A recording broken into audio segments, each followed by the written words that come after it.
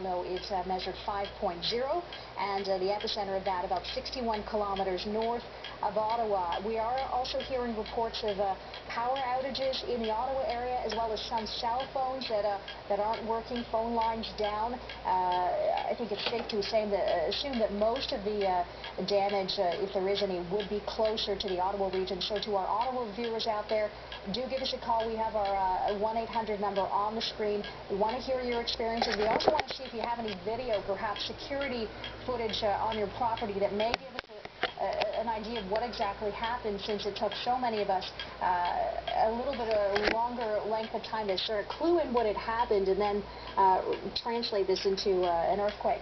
All right, well, right now Brittany is in our newsroom with the latest on this quake, and we know that it has been downgraded. Nonetheless, it certainly shook all of us. Not the thing that we would sort of attribute to this neck of Ontario. That's right, Kaz. The last time there was an earthquake here in southern Ontario was about 6 or 7 years ago.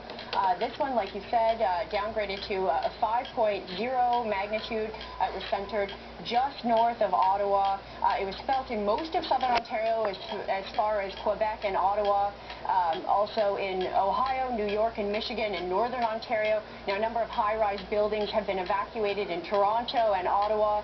The massive chandeliers in the Parliament building in Ottawa began to shake when the quake hit, and a number of senators say they initially thought that a plane hit the building, and everyone just started shouting, you know, to get out, and they evacuated it.